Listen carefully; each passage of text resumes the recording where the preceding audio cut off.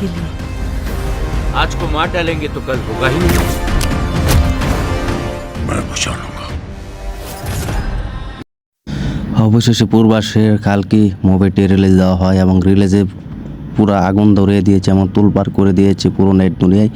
তো হ্যালো বন্ধুরা, আশা করি সবাই ভালো আছেন। তো যারা আমাদের ইউটিউব চ্যানেলটি সাবস্ক্রাইব করেন এখনো সাবস্ক্রাইব করে সাথে থাকেন আর দেখতে থাকেন আমাদের নতুন ভিডিও।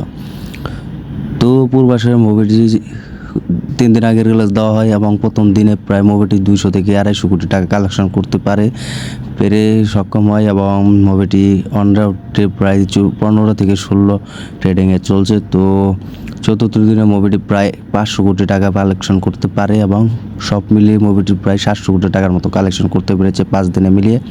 তো এটি বলা হচ্ছে যে হাইস্ট মুভি এই 2024 সালের।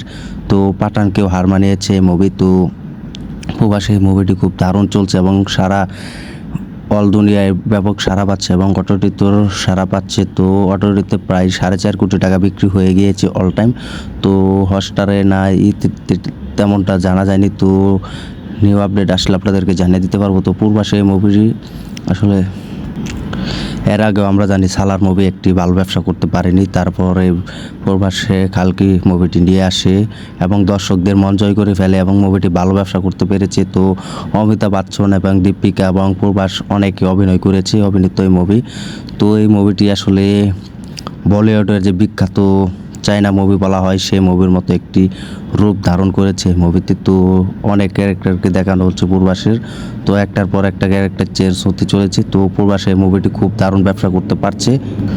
তো পূর্বাসকে আমি অভিনন্দন জানাচ্ছি, 2024 সাল থেকে কামব্যাক করেছে। তো আশা করে যাচ্ছে যে 2025 সাল যে মুভিটির বাজেট আছে সেগুলি দিয়ে তার ব্যবসায় সাফল্য এগিয়ে যাবে। তো এটাই হচ্ছে তার কামব্যাক।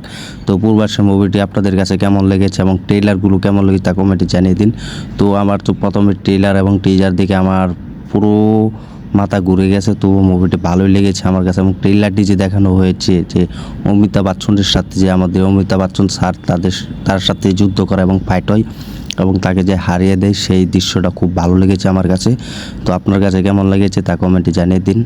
তো সব মিলে আমি বলবো মুভিটি এটা পূর্বাসের জীবনের অন্যতম একটি কাহিনীর সুপারহিট এবং ব্লকবাস্টার মুভি। এটা দিয়ে তার কামব্যাক শুরু। তো পূর্বাসকে অনেক ধন্যবাদ যে এরকম একটা মুভি দর্শকদের উপহার দেওয়ার জন্য এবং তার ফ্রেন্ডকে উপহার দেওয়ার জন্য। তো পূর্বাসের কামব্যাক শুরু হয়েছে 2024 থেকে 2025 সাল যে মুভিটি আছে সেই মুভিটি যদি এভাবে করে তো ভালো ব্যবসা করতে পারবে। তো আমরা জানি প্রবাস একটি বাহুবলীর অ্যাকশন হিরো। তো বাহুবলীও ভালো ব্যবসা করতে পেরেছে, 800 কোটি টাকার মতো কালেকশন করতে পেরেছে। তো তারপর প্রবাসকে আর কোনো মুভিতে ভালো একটা ব্যবসার সাফল্য মুভি দিতে পারেনি, দর্শকদের উপহার দিতে পারেনি। তো আমাদেরকে এত বড় মুভি উপহার দেওয়ার জন্য ধন্যবাদ প্রবাসকে বলবো।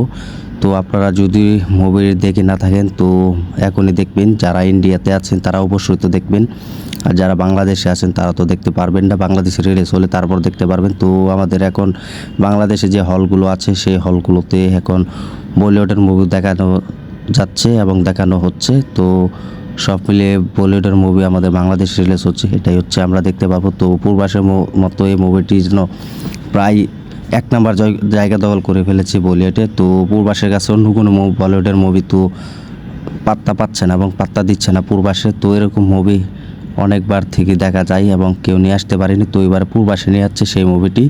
তো সব মিলে প্রায় 500 কোটি টাকার মতো কালেকশন করতে পেরেছে, যা আমরা অন্য কোনো মুভিতে দেখতে পাইনি। তো পাঠান এবং জাওয়ানের মতো মুভি সেগুলো 500 থেকে 600 কোটি টাকা কালেকশন করতে পারে। তো এই 5 দিনে মোট 500 কোটি টাকা কালেকশন করতে পারে পূর্বাসের এই কালকি মুভিটি। তো আরও তো 1 মাস বাকি আছে। তো একটি মুভি 1 থেকে 2 মাস লাগার চলে যদি এরকম ব্যবসা করতে পারে আমি নিশ্চিত 2000 কোটি টাকা কালেকশন করতে পারবে। তো এটাই।